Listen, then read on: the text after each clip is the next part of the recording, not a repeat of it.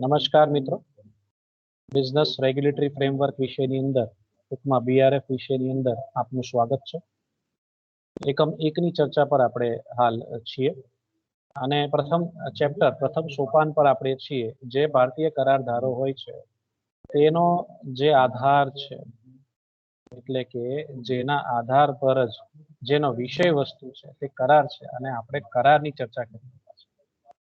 એટલે સૌ પ્રથમ આમાં તમારે કરાર સમજવાનો છે ને પછી કરારના જે મુદ્દાઓ આવે છે, એના જે આવશ્યક તત્વો આવે છે તેના જ આગળ ચેપ્ટર્સ છે. તો એ ચેપ્ટર્સને આપણે એ મુદ્દાઓને એ બાબતોને આપણે વન બાય વન આ સામાન્ય કરારોની અંદર આપણે સમજણ મેળવીશું. આજનો પ્રશ્ન જોઈએ મિત્રો, ભારતીય કરાર ધારાનો આજનો પ્રશ્ન જોઈએ. કરારની વ્યાખ્યા આપો, કરારના પ્રકારો જણાવી તેની ચર્ચા કરો. એટલે કરારની વ્યાખ્યા એમ તો મિત્રો આપણે જોઈ ગયા છે, આગળ 2 સેશનમાં કવર કરી ત્યારે કરારની વ્યાખ્યા એટલે શું, એટલે હું એના પર ફોકસ નહીં કરીશ કારણ કે 2 વાર આપણે અગાઉ ચર્ચા કરી ચૂક્યા છે.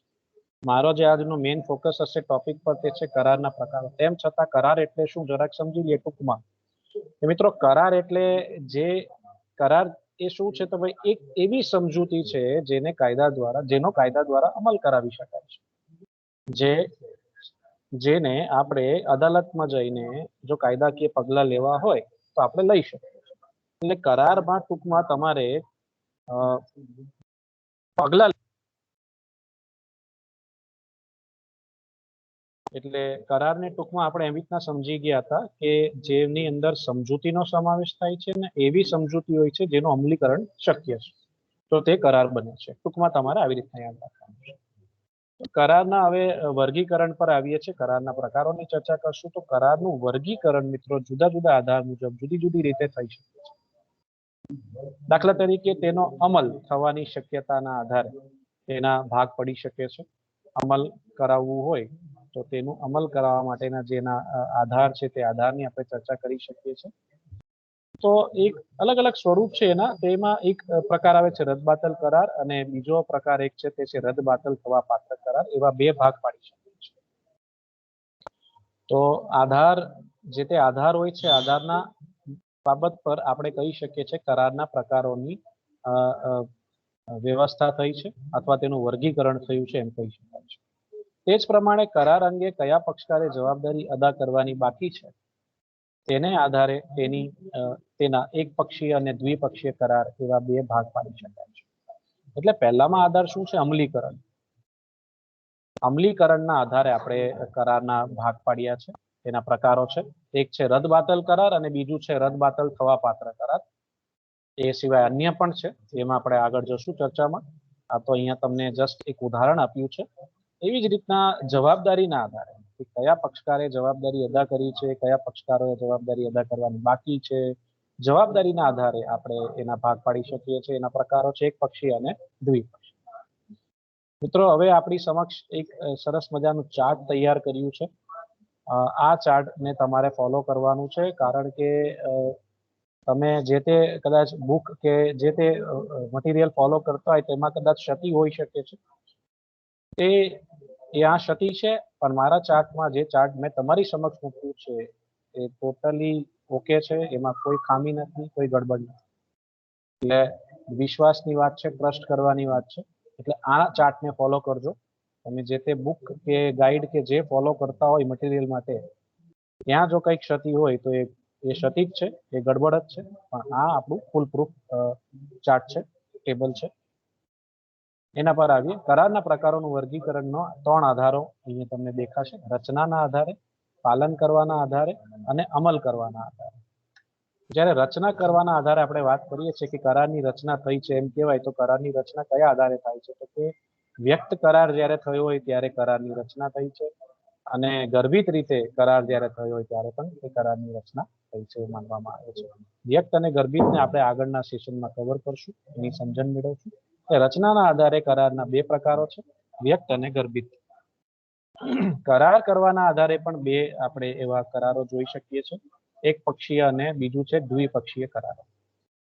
આની જગ્યાએ બીજા 2 ઓપ્શન પણ આપણી પાસે 2 વિકલ્પો પણ અવેલેબલ છે. કાં તો તમે આ 2 ફોલો કરી શકો છો, લખી શકો છો, અથવા આની જગ્યાએ તમે નિષ્પાદિત અને નિષ્પાદનીય કરારોને પણ તમે લખી શકો છો, ફોલો કરી શકો છો.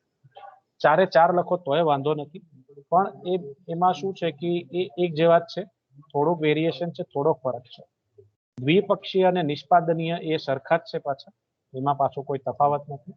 એટલે કાં તો તમે આ બે ફોલો કરી શકો છો, લખી શકો છો, અથવા નિષ્પાદિત અને નિષ્પાદનીય એ બે સ્વરૂપ છે તે પણ લખી શકો છો. બેમાંથી કોઈ પણ એક ફોલો કરી શકો છો, અથવા 4 એ 4 લખો તો એ ખોટું નથી. ત્યારબાદ આવે છે અમલ કરવાના આધારે. તો અમલ કરવાના આધારે મિત્રો આપણા 5 એવા કરારના પ્રકારો છે.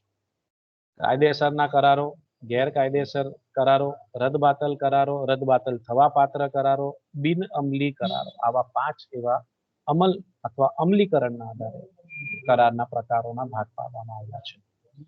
તો હવે આ બધાને જ આપણે વન બાય વન આમની સમજ મેળશું આજના સેશનમાં, અને આમાંથી કોઈ ટૂંકા પ્રશ્નમાં પૂછી લઈ અથવા તમને આવી રીતના લોંગ ક્વેશ્ચન પૂછી લઈ કે કરારના પ્રકારો સમજાવો, તો તમારે આ બધા જ પ્રકારોની સમજણ આપવી પડશે એક્ઝામિનેશનની અંદર. તો સૌથી પહેલા જે સૌથી સરળ છે, સૌથી સિમ્પલ છે, એ રચનાના આધારે કરારના બે પ્રકારો છે. તો તેમાં પહેલા પર જઈએ, વ્યક્ત અથવા કહી શકાય છે સ્પષ્ટ કરાર. સરળ શબ્દોમાં એક સ્પષ્ટ કરાર તે છે જ્યાં શરતો સ્પષ્ટ રીતે બોલાતા અથવા લખેલા શબ્દોમાં જણાવેલ હોય. ટૂંકમાં એક સ્પષ્ટ વચન એક સ્પષ્ટ કરાર પરિણામ છે. એટલે મિત્રો જ્યાં શબ્દોના આધારે કરાર કરવામાં આવે છે, કાં તો શબ્દો બોલીને કરાર કરવામાં આવે છે, અથવા એ શબ્દોને એક કાગળ પર લખી લેવામાં આવે, એટલે લખાણના સ્વરૂપ, લેખિત સ્વરૂપમાં એ કરારની રચના થઈ શકે છે. અથવા મૌખિક, આપણે કહેતા હોઈએ છીએ મૌખિક અથવા લેખિત જે કરાર થઈ શકતા હોય છે તેને આપણે એક રીતે વ્યક્ત કરાર કહી શકીએ છીએ અથવા સ્પષ્ટ કરાર કહી શકીએ છીએ. જે પણ શરતો આપણે રાખવાની હોય છે તે શરતોને આપણે લેખિત સ્વરૂપમાં રાખી શકીએ છીએ, મૂકી શકીએ છીએ, એનો આધાર આપણે લઈ શકીએ છીએ આવી રીતના. તો તેને આપણે એક્સપ્રેસ, અંગ્રેજીમાં કહેવાય એક્સપ્રેસ કોન્ટ્રાક્ટ્સ, અથવા ગુજરાતીમાં વ્યક્ત કરારો આપણે કહી શકીએ છીએ. ત્યારબાદ બીજા સ્વરૂપ પર જઈએ. આપણે રચનાના આધારે જે બીજો પ્રકાર આવે છે કરારનો તે છે ગર્ભિત કરાર, અંગ્રેજીમાં ઇમ્પ્લાઇડ કોન્ટ્રાક્ટ્સ કહેવાય છે. સરળ શબ્દોમાં કહીએ તો ગર્ભિત કરાર તે છે જે પક્ષકારોના કાર્ય અથવા વર્તનના આધારે અસ્તિત્વમાં આવે છે. એક્સપ્રેસ, આની પહેલા જે જોઈ ગયા વ્યક્ત કરાર, મિત્રો તે વ્યક્ત કરાર તો ખૂબ સરળ છે. તમે માની લો તમારો કોઈ પણ એક વસ્તુ વેચવા માંગતા હોય તો તમે તમારી દરખાસ્ત મૂકી દો છો, મૌખિક મૂકી દો છો કે ભાઈ હું મારો મોબાઈલ વેચવા માંગુ છું ₹5000માં. તમે દરખાસ્ત મૂકી છે, મૌખિક દરખાસ્ત મૂકી છે, રાઈટ. મૌખિક કરાર કરવાની વાત થાય છે એક રીતે. બીજા પક્ષકારને તમારો મોબાઈલ ગમ્યો હોય ને એ દરખાસ્તનો સ્વીકાર કરે છે, તો ત્યાં તમારો એક રીતે જે કરારનો સ્વરૂપ છે તે મૌખિક કરારનો સ્વરૂપ છે, એટલે તેને આપણે વ્યક્ત કરાર કહી શકીએ છીએ.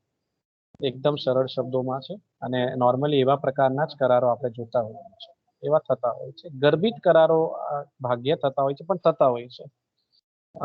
એ આપણા વર્તણૂકના આધારે થતા હોય છે, આપણા વ્યવહાર અને વર્તનના આધારે થતા હોય છે. અહીંયા વાણીનો ઉપયોગ નથી કરવાનો, વર્તનના આધારે આપણે કરાર અસ્તિત્વમાં આવે છે. પહેલાની અંદર વાણીનો ઉપયોગ થાય છે, શબ્દોનો ઉપયોગ થાય છે. અહીંયા શબ્દોનો ઉપયોગ થતો નથી ગર્ભિત કરારમાં. સરળ શબ્દોમાં કહીએ તો ગર્ભિત કરાર તે છે જે પક્ષકારોના કાર્ય અથવા વર્તનના આધારે અસ્તિત્વમાં આવે છે. તમે જે તે કાર્ય કરો છો એ કાર્યના આધારે કહી શકાય છે બે પક્ષકારો વચ્ચે કરાર થયો છે, અથવા તમારા વ્યવહારના આધારે, વર્તનના આધારે કરારનું અસ્તિત્વમાં થાય છે. દાખલા તરીકે બસમાં બેસનાર મુસાફર અમુક શરતોએ વાહન ચલાવનાર કંપનીની દરખાસ્ત વર્તણૂક દ્વારા સ્વીકાર કરે છે. તમે બસની ટિકિટ ખરીદીને જો લાઈનમાં ઊભા હોવ, એટલે એક રીતે બસની ટિકિટ ખરીદીને બેઠા હોય, અથવા બસની અંદર ડાયરેક્ટ એન્ટ્રી, જેમ કે આપણે લોકલ ટ્રાવેલિંગ કરતા હોઈએ છીએ, સ્થાનિક સફર કરતા હોઈએ છીએ, શહેરની અંદર સફર કરતા હોઈએ છીએ, તો બસની અંદર તમે ચડી જાઓ છો, બસની અંદર ચડો છો એટલે તમે મુસાફરી કરવાના, મુસાફરી કઈ મફતમાં કરવાના નથી.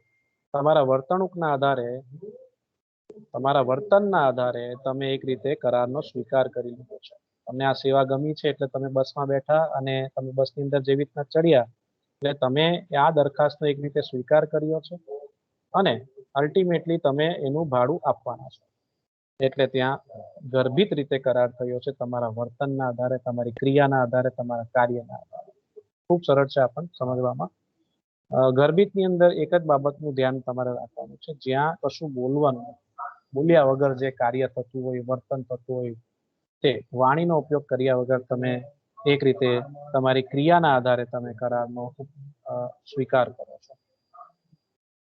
તો પ્રથમ બેસિસ આપણું જે પ્રથમ આધાર હતો, એ આધાર હતો રચનાના આધારે. તે રચનાના આધારે આપણે બે મુદ્દાઓ જોઈ ગયા, વ્યક્ત અને ગર્ભિત. હવે આગળ વધીએ છીએ.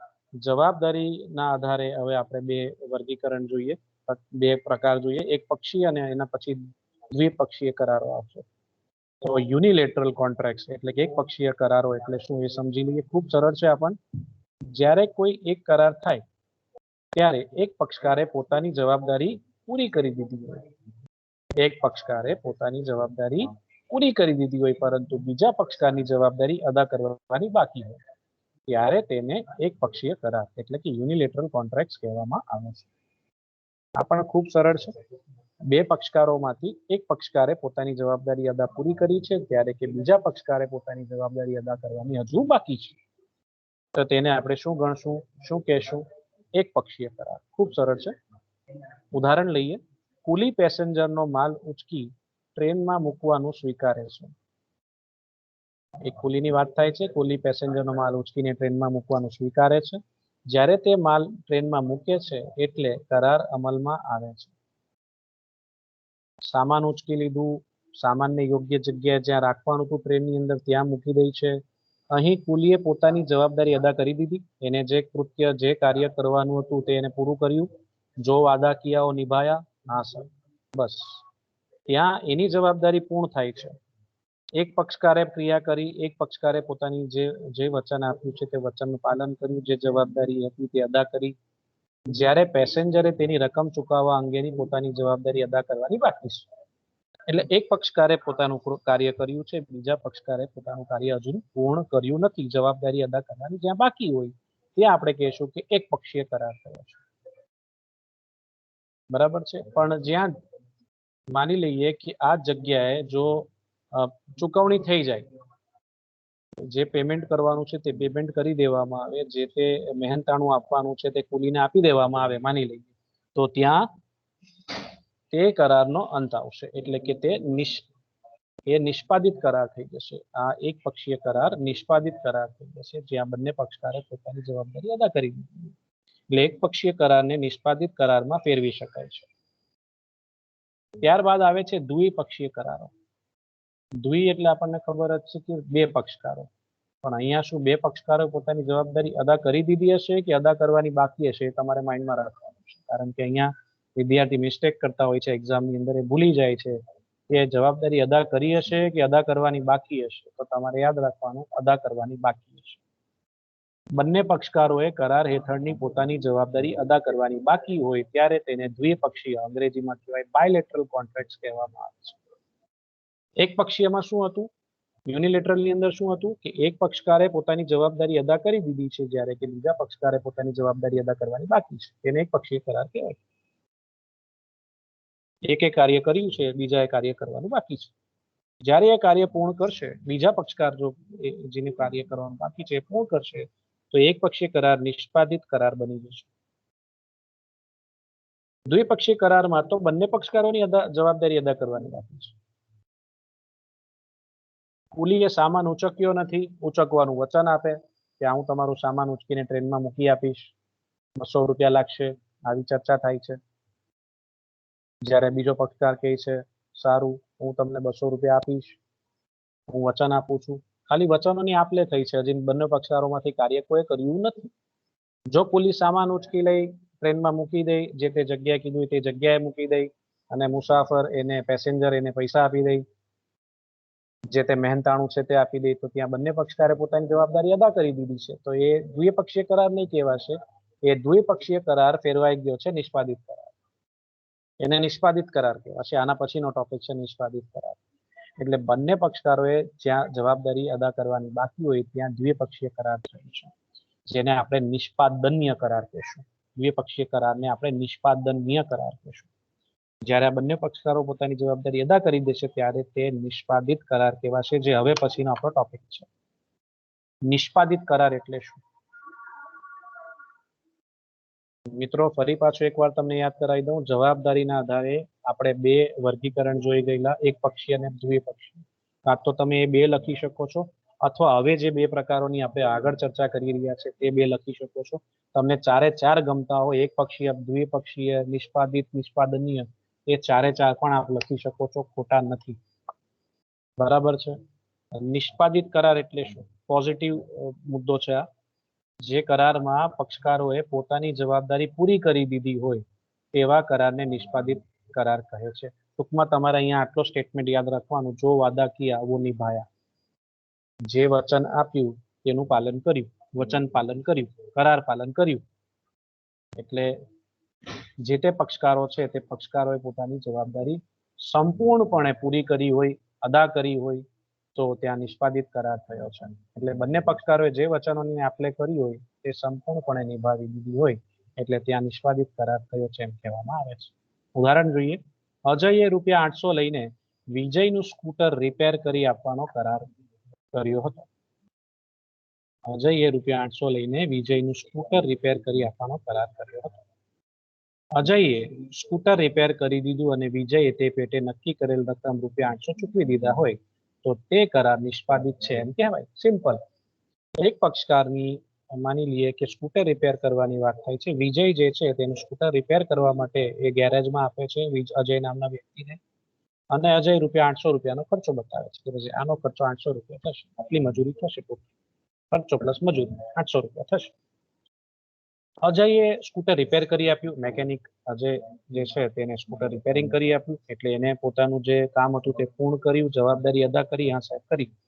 તો વિજયે સ્કૂટર મેળવતી વખતે એને જે રકમ ₹800 નક્કી કરી તે ચૂકવી દીધા. જો બંને પક્ષકારોએ પોતાની જવાબદારી અદા કરી દીધી હોય તો ત્યાં નિષ્પાદિત કરાર કહેવાશે. આ જ સંજોગમાં જો બંને પક્ષકારોએ પોતાની જવાબદારી અદા કરવાની બાકી હોય તો એ કયો પ્રકાર ગણાશે?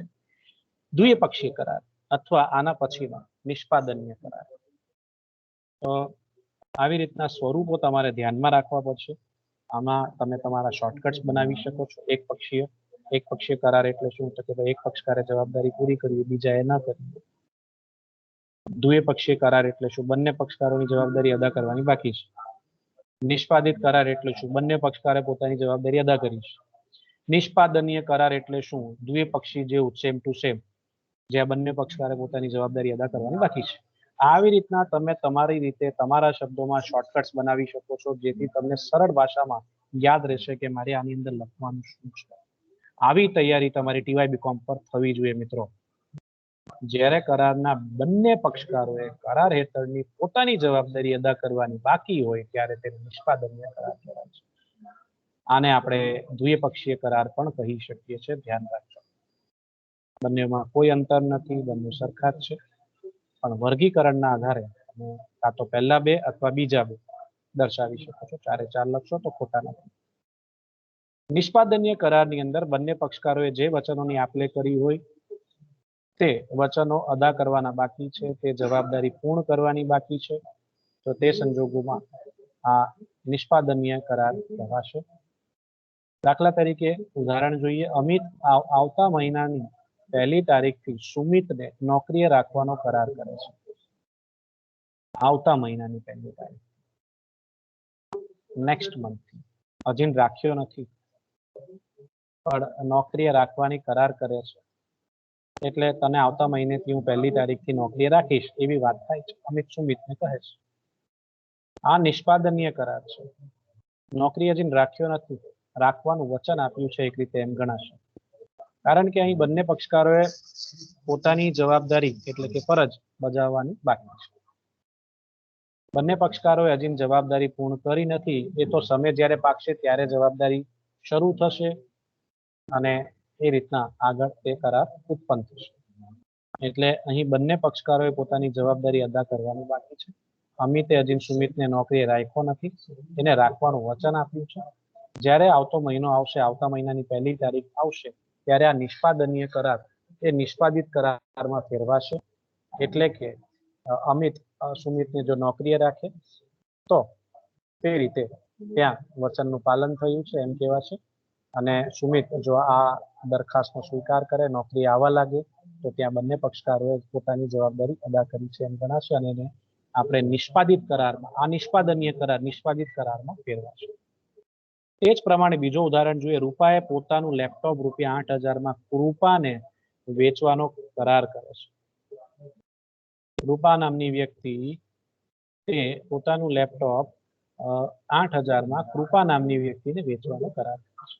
રૂપાએ લેપટોપ આપ્યું નથી અને કૃપાએ તેની રકમ ચૂકવી નથી, એટલે બંને પક્ષકારોએ જે જવાબદારી અદા કરવાની છે, જે વચનોની આપલે કરી છે, તે હજી નિભાવ્યા નથી, જવાબદારી અદા કરી નથી. બંને પક્ષકારોનું કાર્ય કરવાનું બાકી છે. જો આ પરિસ્થિતિનું નિર્માણ થાય તો આપણે આવા સ્વરૂપના કરારને આપણે નિષ્પાદનીય કરાર કહીશું. જો રૂપા લેપટોપ આપી દઈ અને કૃપા તેની ચૂકવણી કરી દઈ તો આ જ નિષ્પાદનીય કરાર નિષ્પાદિત કરારમાં ફેરવાઈ જશે, ગણાશે. જ્યારે જવાબદારી અદા કરવામાં આવશે ત્યારે નિષ્પાદનીય કરાર એ નિષ્પાદિત કરાર ગણાશે. તો મિત્રો, અત્યાર સુધીની ચર્ચામાં આપણે શું સમજી ગયા? તો બે આધારે આપણે કરારના વર્ગીકરણની ચર્ચા કરી.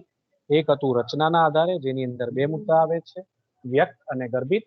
ત્યારબાદ આપણે ચર્ચા કરી જવાબદારીના આધારે કરારનું વર્ગીકરણ, જેની અંદર પણ બે પ્રકાર આવે છે નોર્મલી, એક પક્ષીય અને દ્વિપક્ષીય, અથવા આ બે તમે લખી શકો છો, અથવા આ બેની જગ્યાએ તમે નિષ્પાદિત અને નિષ્પાદનીય કરારો લખી શકો છો, ચારે ચાર લખવા હોય તો. એટલે બે આધાર પૂરા કર્યા. હવે જે આધાર છે તે મુખ્ય આધાર પર આવીએ. હવે જે છે તે એક રીતે હું આને ગબ્બરસિંહ આધાર કહેતો હોઉં છું, કારણ કે આ આધાર ખૂબ અગત્યનો છે. અમલીકરણના આધારે હવે કરારનું વર્ગીકરણ કરવામાં આવે છે. અમલીકરણના આધારે કરારના 5 સ્વરૂપ છે, 5 પ્રકાર છે. પહેલો છે કાયદેસર કરાર, બીજો છે ગેરકાયદેસર કરાર, ત્રીજો છે રદબાતલ થવા પાત્ર કરાર, ચોથો છે રદબાતલ કરાર અને પાંચમો છે બિન અમલી કરાર. આવી રીતના એના 5 કરારો છે. હવે આપણે આ 5 કરારોને વન બાય વન સમજશું. ટોટલ આપણે 11 કરારોની ચર્ચા કરવાની છે. અત્યાર સુધી 6 થઈ ચૂકી છે. તો 7મા મુદ્દા પર આવીએ. હવે રદબાતલ થવા પાત્ર કરાર, અંગ્રેજીમાં કહેવાય વોઇડેબલ કોન્ટ્રાક્ટ્સ. અહીંથી બરાબર સમજવાનો પ્રયત્ન કરશો, કારણ કે વિદ્યાર્થી કન્ફ્યુઝ થઈ જાય છે. રદબાતલ થવા પાત્ર કરાર એટલે શું? રદબાતલ કરાર એટલે શું? કાયદેસર કરાર એટલે શું? ગેરકાયદેસર કરાર એટલે શું? બિન અમલી કરાર એટલે શું? એ બધા મુદ્દાને એક સરખા ગણીને એક સરખા જવાબો લખીને આવે છે. આ બધા જ જુદા જુદા મુદ્દાઓ છે, જુદી જુદી બાબતો છે, જુદા જુદા કરારના પ્રકારો છે. ભેગા કરશો નહીં, રિમિક્સ બનાવશો નહીં. ખાસ ધ્યાન આપજો. રદબાતલ થવા પાત્ર કરાર એટલે આ એવો કરાર છે જે રદ કરાવી શકાય છે. રદ થયો નથી, આપણે એને રદ કરાવવો પડશે. આટલું તમે સરળ શબ્દમાં પહેલા સમજી લો. હવે આપણે એની વ્યાખ્યા પર જઈએ. કરાર ધારાની કલમ 2 એટલે કે 2I મુજબ 2I માં તેની વ્યાખ્યા આપવામાં આવી છે. જે સમજૂતીમાં એને કાયદા દ્વારા અમલમાં લાવવાનો વિકલ્પ, એને એટલે કોને? સમજૂતીને. સમજૂતીને કાયદા દ્વારા અમલમાં લાવવાનો વિકલ્પ એક યા વધુ પક્ષને મળતો હોય પણ બીજા પક્ષ કે પક્ષોને ન મળતો, તે વ્યર્થ કરાવી શકાય એવો કરાર, અથવા તેને આપણે રદબાતલ થવા પાત્ર કરાર ગણી શકીએ છીએ. રદબાતલ થવા પાત્ર કરારને આપણે વ્યર્થ કરાવી શકાય એવો કરાર પણ કહી શકીએ છીએ, અથવા આપણે રદબાતલ થવા પાત્ર કરાર તો આપણે જાણીએ છીએ. હવે આની અંદર વિકલ્પની વાત આવે છે. સમજૂતીને કાયદા દ્વારા અમલમાં લાવવો કે ન લાવવો, એ વિકલ્પ એક પક્ષકારને મળે છે. એટલે કે કાયદાકીય પગલાં લેવા કે નહીં લેવા, એટલે કે કરારને રદ કરવો કે ન કરવો, એવો વિકલ્પ એક જ પક્ષને મળે છે. બીજા પક્ષને આ વિકલ્પ મળતો નથી. વ્યાખ્યામાં જે સમજૂતી એવા સ્વરૂપની હોય જેમાં એને જો કાયદા દ્વારા અમલમાં લાવવો હોય તો એવો વિકલ્પ એક પક્ષને મળે છે, પણ બીજા પક્ષને એવો વિકલ્પ ન મળતો હોય તો તેવા સમજૂતીને, તેવા સ્વરૂપની સમજૂતીને આપણે રદબાતલ થવા પાત્ર કરાર માનીશું, કહીશું. હવે આપણે એને વધુ સરળ ભાષામાં સમજવાનો પ્રયત્ન કરીએ. આ તો એની વ્યાખ્યા છે. જે કરારનો અમલ ફક્ત એક પક્ષકારની મરજી હોય તો જ થઈ શકે, પરંતુ બીજા પક્ષકારની ઈચ્છાની તેના પર કોઈ અસર ના થાય ત્યારે તે રદબાતલ થવા પાત્ર કરાર છે. એટલે એક પક્ષકાર ધારે તો પોતાની મરજીથી તે કરારને અદાલતમાં જઈને રદ કરાવવા માંગે તો કરાવી શકે છે, કારણ કે એની સાથે અન્યાય થયો હશે એટલે એવું કરશે. જે પક્ષકાર સાથે અન્યાય થયો છે એ અદાલતમાં જશે અને આવા સ્વરૂપના કરારને રદ કરાવવા માંગશે. ત્યાં કારણ કે તેની મરજી વિરુદ્ધનો કૃત્ય થયું હોય, કરાર થયો, એમાં એની સંમતિ મુક્ત રીતે લેવામાં આવી ન હોય. તમને ઉદાહરણ આપું, માની લો એક વ્યક્તિ બીજા વ્યક્તિને પોતાનું મકાન જે ₹5 કરોડનું હોય એને કહે કે 50 લાખમાં તારે મને આ મકાન આપી દેવાનું, જો તું આ મકાન મને 50 લાખમાં દસ્તાવેજ પર જો તું સાઈન ન કરે 50 લાખમાં તો હું તને જાનથી મારી નાખીશ. આવી ધમકી આપી દે તો પછી શું કરીશું આ સિચ્યુએશનમાં? એક વ્યક્તિ પોતાની જાન બચાવશે પહેલા. જો બંદૂક લઈને ઉભા હોય, પિસ્તોલ લઈને ઉભા હોય તો શું કરશો આ સિચ્યુએશનમાં? સાઈન કરવી જ પડે, એ તો આપણી જિંદગી જાય, જાનને હાનિ. એટલે જાનમાલનો જ્યાં સવાલ આવતો હોય તો ત્યાં આપણે પછી એ રીતના નિર્ણય લેતા હોઈએ છીએ. એટલે ત્યાં આપણે જોર જબરજસ્તીના આધારે બળજબરીનો ઉપયોગ કરવામાં આવે છે. જ્યાં બળનો ઉપયોગ કરીને તમારી પાસે આવી રીતના સંમતિ લેવામાં આવતો મિત્રો, તો ત્યાં એ કરાર માન્ય ગણાશે નહીં, એ કરાર કાયદેસર નથી. જો કરાર કાયદેસર નથી તો આ કયા સ્વરૂપનો કરાર છે મિત્રો? આ કરાર રદબાતલ થવા પાત્ર કરાર છે. એટલે જે પક્ષકાર સાથે અન્યાય થયો છે, જે પીડિત પક્ષકાર છે, તેની સંમતિ મુક્ત રીતે લેવામાં આવી નથી, બળનો ઉપયોગ કરીને લેવામાં આવી હોય તો ત્યાં તે અદાલતમાં જઈને પોતાનો અધિકાર માંગી શકે છે. એ આ કરારને રદબાતલ થવા પાત્ર ગણીને રદ કરવાની જાહેર અપીલ કરી શકે છે અદાલતમાં. એવો જ ઉદાહરણ એક અહીંયા આપ્યો છે, મેં તમને સરળ શબ્દોમાં પહેલા સમજાવ્યું.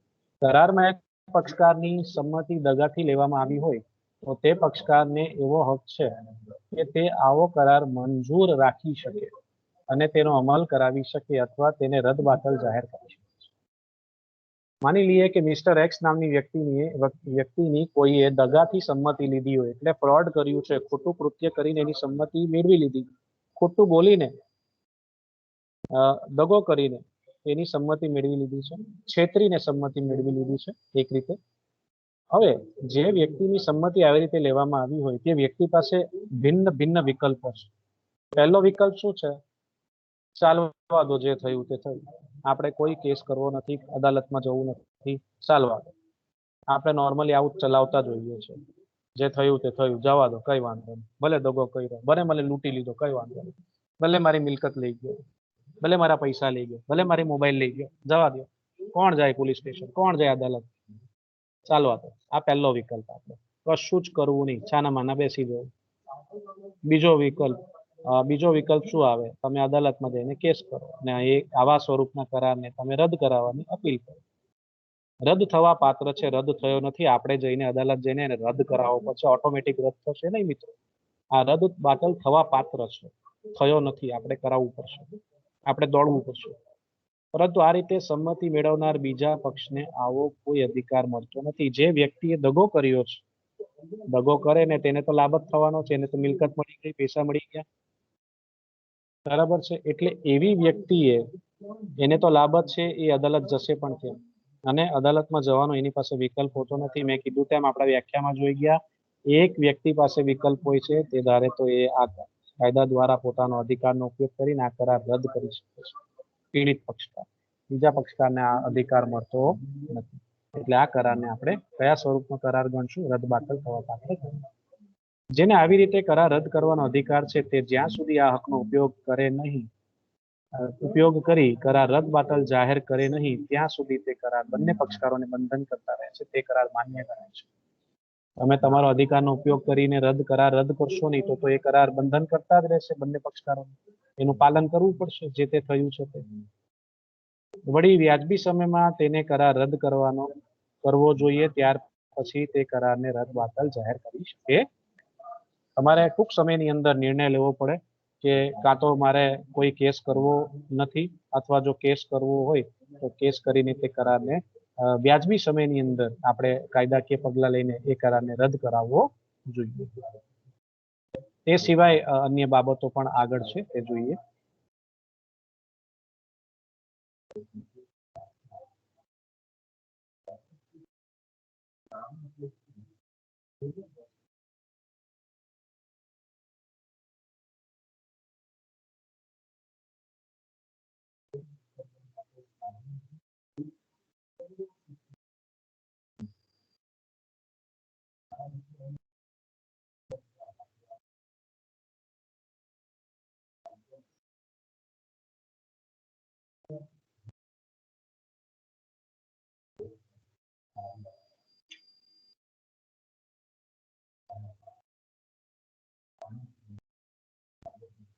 દબાવ નાખીને બળનો ઉપયોગ કરીને દગો કરીને એની પાસેથી સંમતિ મેળવવામાં આવે તો તે આ કરારને રદબાતલ થવા પાત્ર ગણી શકે છે અને પોતાનો હકનો ઉપયોગ કરીને એ કરારને રદ કરાવવા માંગે તો કરી શકે છે. જ્યારે એક પક્ષકારે પોતાના વચનનું સંપૂર્ણ રીતે પાલન કરવાનો ઇનકાર કર્યો હોય ત્યારે બીજા પક્ષકારની ઈચ્છાથી કરાર રદબાતલ થવા પાત્ર છે. એટલે અહીં તમારી ઈચ્છા વિરુદ્ધ કૃત્ય થયું છે, તમારી ઈચ્છા જ ન હોય કરાર કરવાની, તેમ છતાં તમારા પર દબાણ નાખીને તમારી સાથે કરાર કરવામાં આવ્યો હોય, તે સંજોગોમાં પણ ઈચ્છા વિરુદ્ધનું જો કોઈ કૃત્ય કર્યું હોય, એ રીતના તમારી સંમતિ અથવા વચન મેળવવામાં આવ્યું હોય તો તે કરારને પણ આપણે અદાલત જઈને રદ કરાવવો હોય તો કરાવી શકીએ. તો અહીં આપણી ચર્ચા પૂર્ણ થાય છે રદ બાતલ થવા પાત્ર કરારો અને ત્યારબાદ રદ બાતલ થવા પાત્ર કરાર પછી જે મુદ્દો આવે છે એ આપણે જોઈએ. અમલીકરણના આધારે મિત્રો 5 સ્વરૂપના કરારો હોય છે. એક હોય છે રદ બાતલ થવા પાત્ર કરાર, ત્યારબાદ એની પછી આવે છે રદ બાતલ કરાર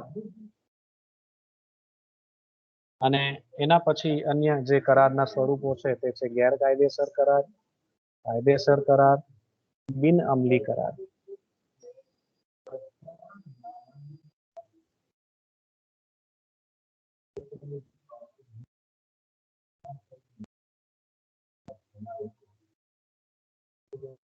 ચાલો હવે આવ્યો 8મો મુદ્દો, રદબાતલ સમજૂતી કે વ્યર્થ સમજૂતી.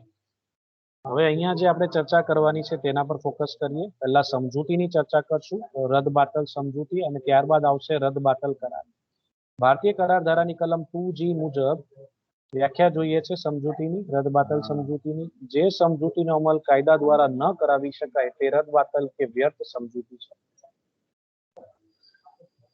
તમને કરારની જો વ્યાખ્યા યાદ હોય તો બસ એ કરારની વ્યાખ્યા જ છે, પણ એની અંદર એક શબ્દ તમારે ખાલી ઉમેરી દેવાનો છે. કરારની વ્યાખ્યામાં શું આવે છે? જે સમજૂતીનો અમલ કાયદા દ્વારા કરાવી શકાય તેને આપણે કરાર ગણતા હોઈએ છીએ. બસ આની અંદર ખાલી તમારે વચ્ચે ન એડ કરવાનો છે, એટલે એ રદ બાતલ સમજૂતી ગણાય, અથવા વ્યર્થ સમજૂતી અંગ્રેજીમાં કહેવાય વોઇડ એગ્રીમેન્ટ ગણાય.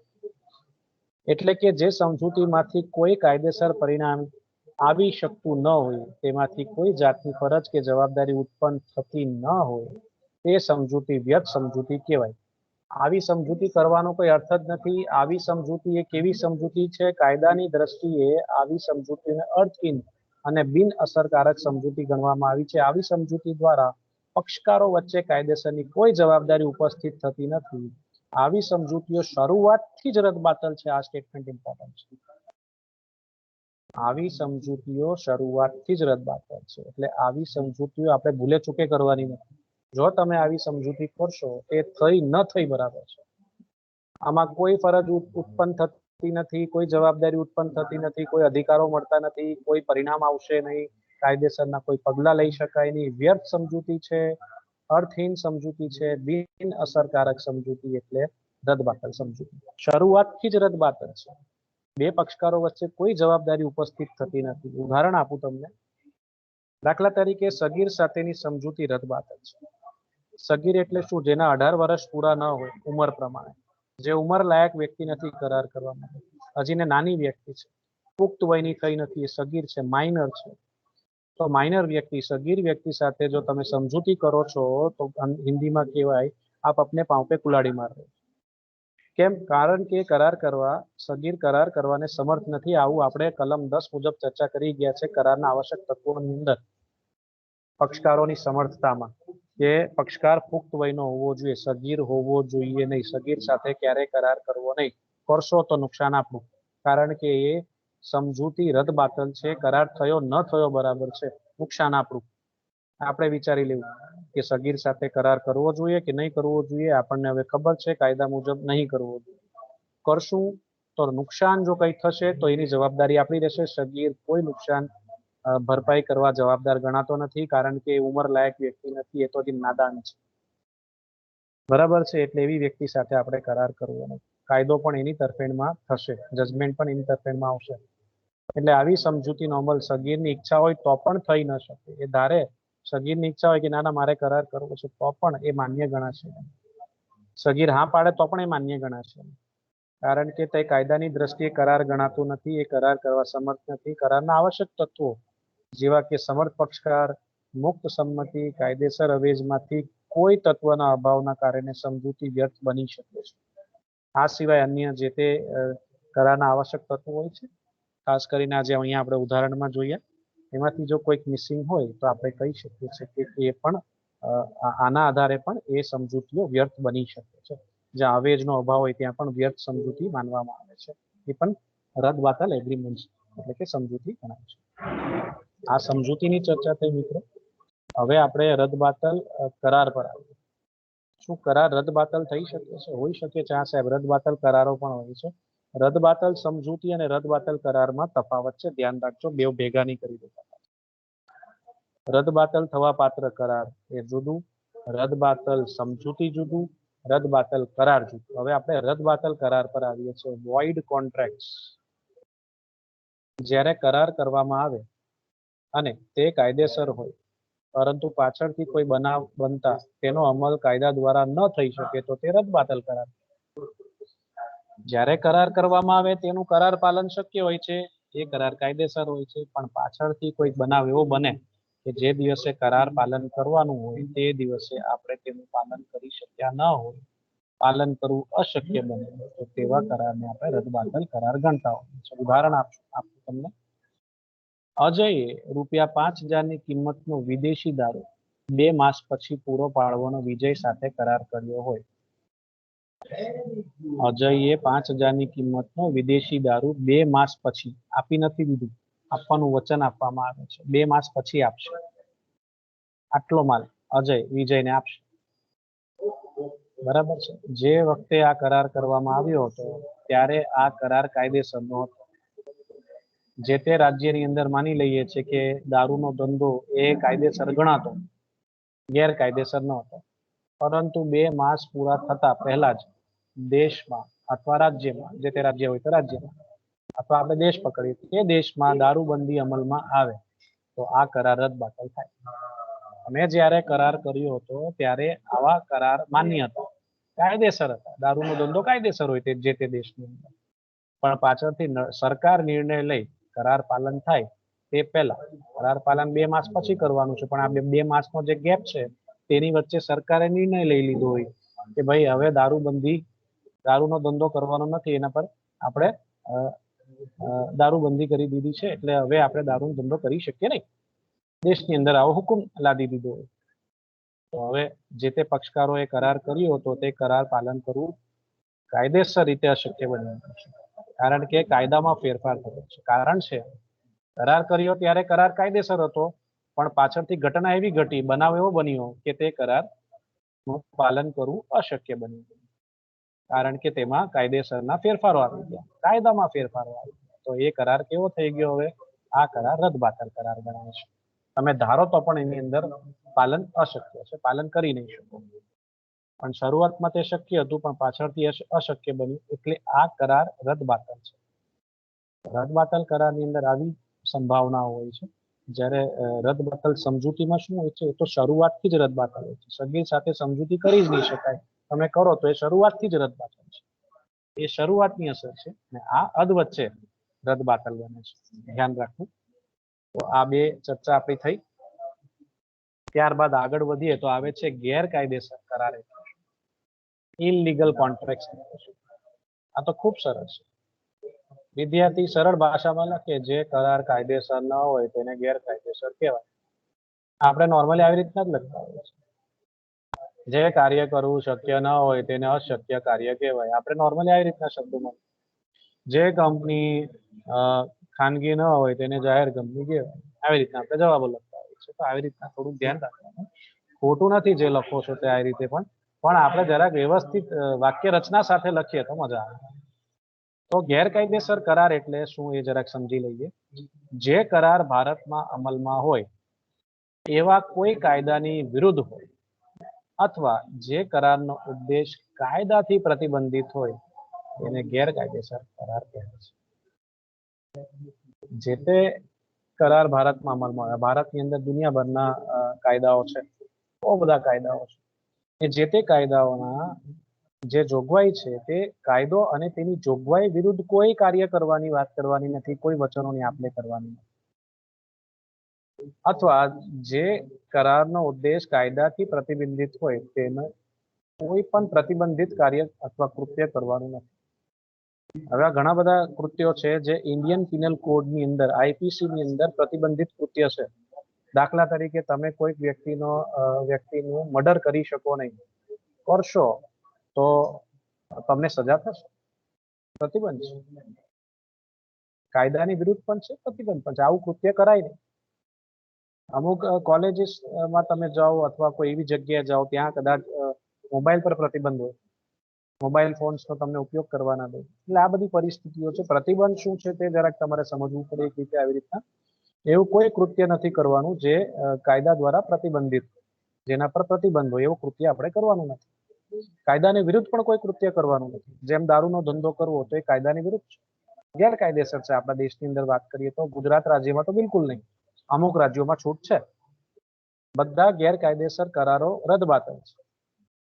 આ સમજો બરોબર, બધા ગેરકાયદેસર કરારો રદબાતલ છે, પરંતુ બધા રદબાતલ કરારો ગેરકાયદેસર નથી.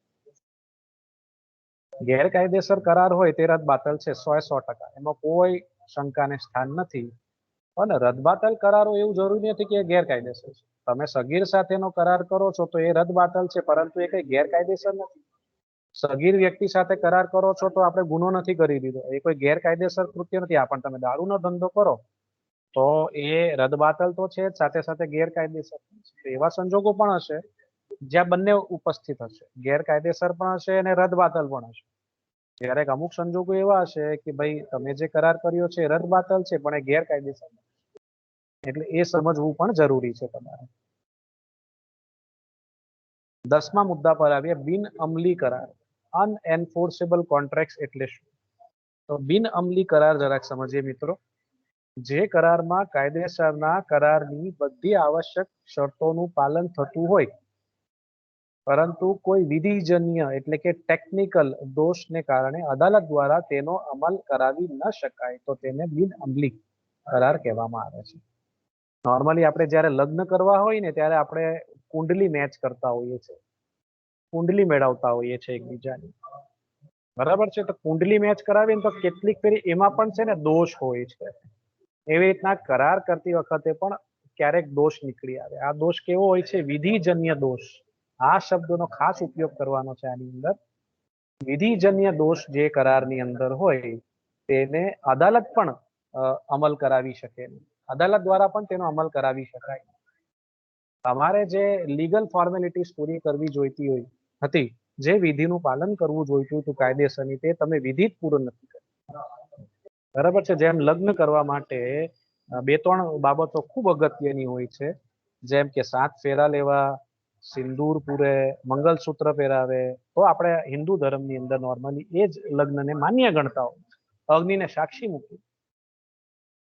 એવી જ રીતના એક કરારને માન્ય ગણવો હોય તો તેને લેખિત કરવો જોઈએ, એની નોંધણી કરાવવી જોઈએ. નીચે ઉદાહરણમાં એ જ ચર્ચા છે, તેની લેખિત સ્વરૂપમાં કરવો જોઈએ, તેની નોંધણી કરાવવી જોઈએ, જરૂરી જે તે સ્ટેમ્પ હોય તે સ્ટેમ્પ લગાવવો જોઈએ. આ બધી પ્રક્રિયાને આપણે પૂર્ણ કરવો જોઈએ. આપણે કરારને લેખિત કર્યો હોય, એની કદાચ નોંધણી કરાવી હોય પણ જરૂરી સ્ટેમ્પના આધારે જે સ્ટેમ્પ લગાવવો જોઈએ તે સ્ટેમ્પ ન લગાવ્યો હોય, અથવા ખાલી લેખિત કરાર કર્યો હોય તો તેની નોંધણી ના કરાવી હોય. એટલે વિધિ સંપૂર્ણપણે કાયદેસરની જે વિધિ આપણે પૂરી કરવી જોઈએ તે કરી ના હોય. આપણે કોલેજ પરથી ફોર્મ લઈ ગયા હોય, ફોર્મ ઘરે લઈ જઈને મૂકી દીધું છે, ફોર્મ ભરી પણ નાખ્યું છે, પણ તમારે ફોર્મ સબમિટ તો કરવા આવવું પડે ને, તો એડમિશન મળે.